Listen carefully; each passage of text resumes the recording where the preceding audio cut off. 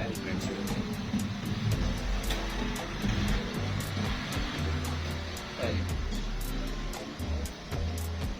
Elements जो हैं इनकी तीन टाइप्स हो सकती हैं,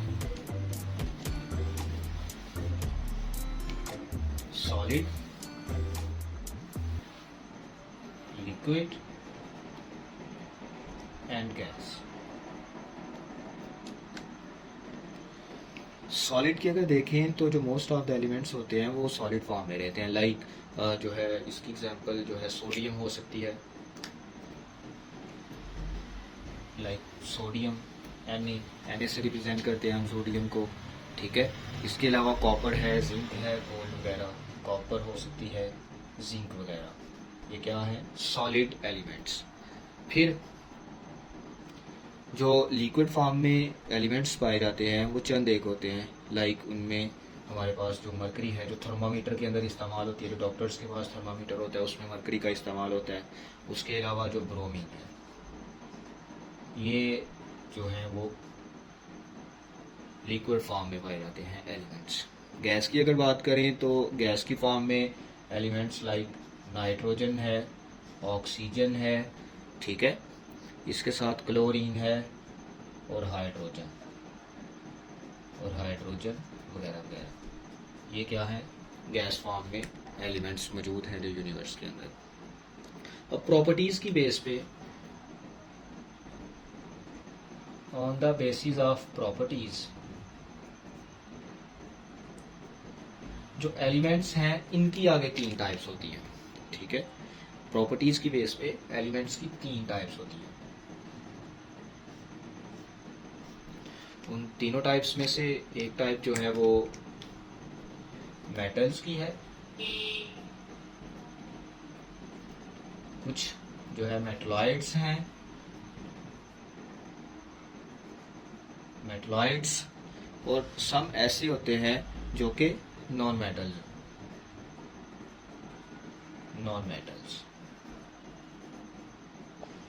मेटल्स क्या होते हैं, मेटलॉइड्स क्या होते हैं, नॉन मेटल्स क्या होते हैं, ये भी हमें इंशाल्लाह जो है अगर हम बने रहे इसी चैनल पे तो आगे जाके उस पर भी हम डिटेल के अंदर बात करेंगे कि मेटल्स क्यों कहते हैं इनको, नॉन मेटल्स क्यों कहते हैं, मेटलॉइड्स क्यों कहते हैं।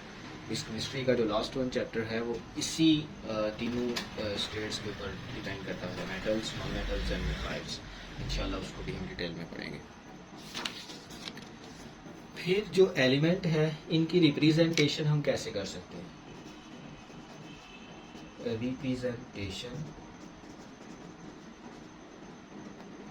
एलिमेंट्स को हम रिप्रेजेंट कैसे कर सकते हैं, हमें कैसे पता चलता है कि ये एक एलिमेंट है।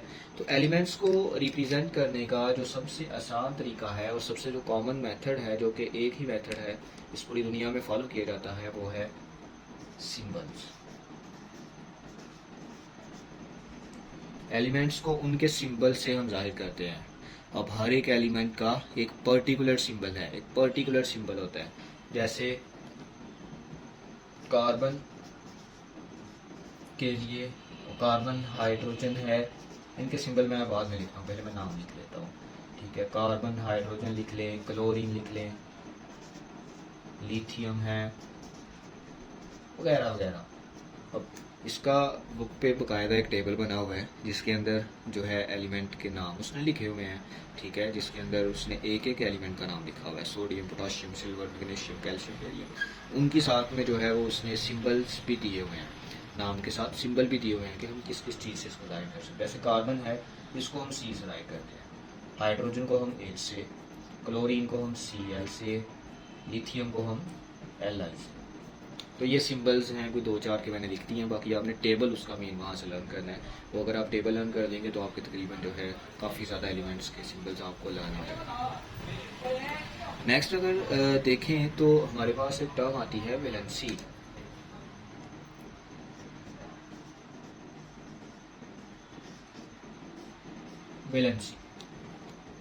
वैलेंसी क्या होती है। वैलेंसी, जैसे वैलेंसी नाम से ही ज़ाहिर है कि ये वैलेंस शेल में मौजूद इलेक्ट्रॉन्स होंगे, ठीक है। तो इसकी डेफिनेशन हम ऐसे कर सकते हैं कि the combining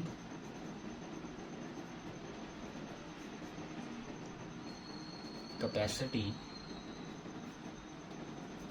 of an element with other elements is called valency. कोई भी एलिमेंट है वो किस कैपेसिटी से कितनी बॉन्डिंग्स जो है आगे दूसरे एलिमेंट के साथ मिलता है, कितनी बॉन्ड्स बनाता है, वो उसकी वैलेंसी होती है। मिसाल के तौर पे फॉर एग्जांपल मेरे पास एक एलिमेंट है हाइड्रोजन, इसको मैं H से रिप्रेजेंट करता हूँ। अब H की जो वैलेंसी होती है ना वो होती है +1। इट मीन्स के ये जो है ये दूसरे एटम्स के साथ +1 के साथ मिलेगा, मतलब कि एक बॉन्ड बनाएगा। जैसे इसी हाइड्रोजन का मैं दूसरे हाइड्रोजन के साथ बॉन्ड बनाऊँ तो वो इस तरह से बनेगा, सिर्फ ओनली 1 बॉन्ड, क्योंकि इसकी वैलेंसी ही एक है। सो कोई भी एटम है उसकी जितनी वैलेंसी होती है वो उतने ही आगे बॉन्ड्स बनाता है। मज़ीद एग्जांपल्स भी हम देख सकते हैं, जैसे हम ऑक्सीजन को देखें तो ऑक्सीजन की वैलेंसी होती है -2। इट मीन्स कि ये जो है 2 बॉन्ड्स बना सकता है। तो ये क्या करता है कि एक बॉन्ड इस साइड पे, एक बॉन्ड इस साइड पे, एक हाइड्रोजन अपनी राइट साइड पे लगा लेता है, एक हाइड्रोजन अपनी लेफ्ट साइड पे लगा लेता है, और इस तरह से इसकी वैलेंसी जो है वो सेटिस्फाई हो जाती है। तो यहाँ से हमें साफ नज़र आ रहा है कि किसी एलिमेंट के ऊपर जितना चार्ज होता है उतनी उसकी वैलेंसी होती है, ये बात भी हम कह सकते हैं। या वैलेंस शेल में जितने इलेक्ट्रॉन्स होते हैं या उसकी कंबाइनिंग कैपेसिटी जो है वो वैलेंसी के इक्वल है। अब एक और इधर टर्म आती है वेरिएबल वैलेंसी।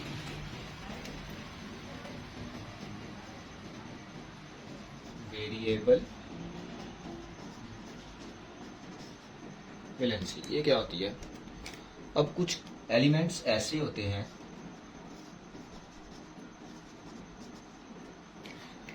जो कि क्या करते हैं कि शो करते हैं मोर देन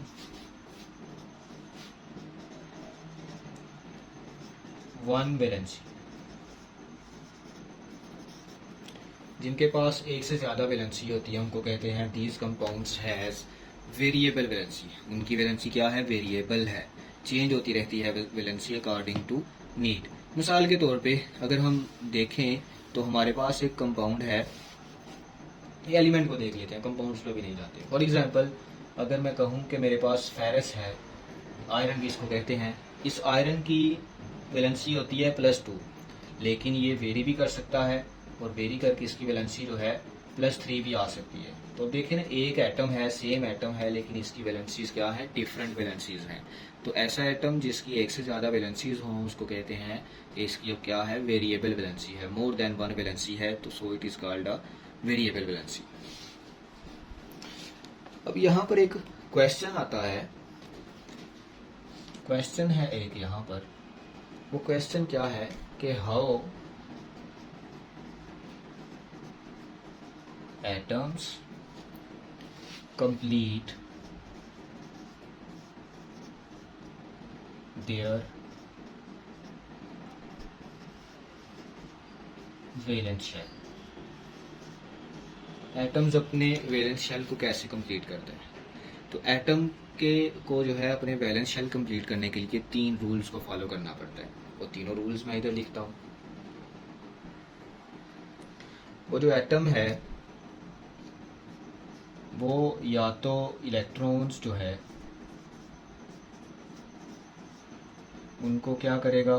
डोनेट करेगा। डोनेट का मतलब होता है कि गिव करना, गिव। या तो कोई एटम जो है वो इलेक्ट्रॉन्स को एक्सेप्ट करेगा, या फिर कोई एटम जो है वो इलेक्ट्रॉन्स की शेयरिंग कर लेगा। तो इस तरह से जो है एक हमारे पास एटम है उसकी वैलेंसी सेटिस्फाई हो सकती है, वो अपने वैलेंस शेल के अंदर इन 3 मेथड्स को ओबे करके इलेक्ट्रॉन्स को कंप्लीट कर सकता है। अब वो अलग से बात है कि वो इलेक्ट्रॉन्स डोनेट कब करेगा, एक्सेप्ट कब करेगा, शेयर कब करेगा।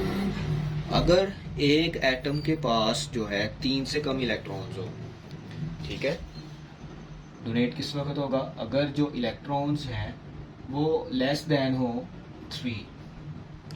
3 इक्वल भी साथ में लगा लें। ये जो मैं साइन लगाने लगा हूँ ये इक्वल और लेस देन का है। इलेक्ट्रॉन्स अगर 3 के इक्वल हों या 3 से कम हो तो वो एटम जो है इलेक्ट्रॉन्स को डोनेट कर देता है और अपना वैलेंस शेल कंप्लीट कर लेता है। अब एटम्स जो हैं इलेक्ट्रॉन्स एक्सेप्ट कौन से एटम करते हैं, कौन से एटम हैं जो इलेक्ट्रॉन्स को एक्सेप्ट करके अपनी वैलेंसीज को सेटिस्फाई करते हैं? तो ये ऐसे एटम होते हैं जिनके वैलेंस शेल के अंदर जो है 5 या 5 से ज़्यादा इलेक्ट्रॉन्स मौजूद होते हैं।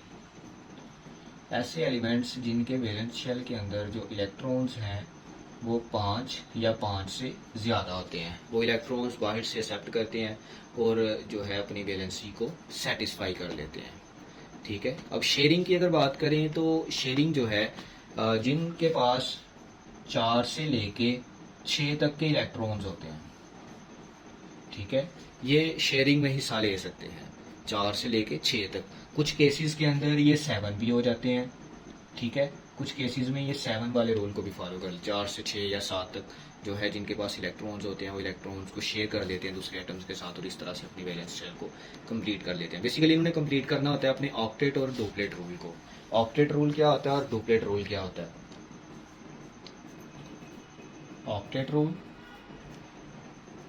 ऑक्टेट रूल होता है कि कोई एलिमेंट है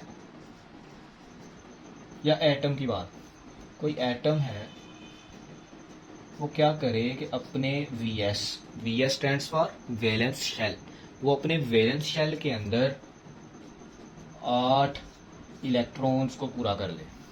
ठीक है, कोई एटम अगर अपने वैलेंस शेल में 8 इलेक्ट्रॉन्स को पूरा कर ले तो हम कहते हैं कि अब ये इसने 8 इलेक्ट्रॉन अटेन कर लिए हैं अपने वैलेंस शेल में और उसका ऑक्टेट रूल कंप्लीट हो चुका है। फिर डुप्लेट रूल होता है एक,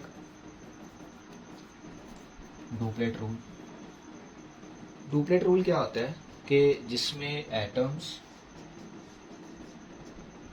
अपने वैलेंस शेल में 2 इलेक्ट्रॉन्स को पूरा कर लें। तो एटम्स क्या करते हैं अपने वैलेंस शेल में 2 इलेक्ट्रॉन्स को पूरा कर लेते हैं और 2 इलेक्ट्रॉन्स जब उनके वैलेंस शेल में आ जाते हैं तो हम कहते हैं कि अब इस एटम का जो डुप्लेट रूल है वो कंप्लीट हो चुका है। सो ये कुछ बेसिक डेफिनेशंस थी जिनका आपको पता होना चाहिए। ठीक है, इसके आगे भी मजीद बहुत सारी डेफिनेशंस हैं, उनको भी हम देखेंगे बारी बारी, सभी को जो है डिस्कस करेंगे।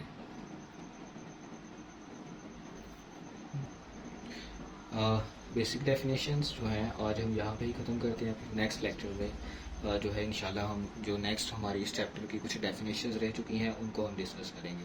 आप यूट्यूब चैनल को जो है वो सब्सक्राइब कर लें, ठीक है, और इंशाल्लाह जो है बेल आइकन को प्रेस कर लें तो हम जो है जब भी नई वीडियो अपलोड करेंगे तो आपको वो शो होती रहेगी।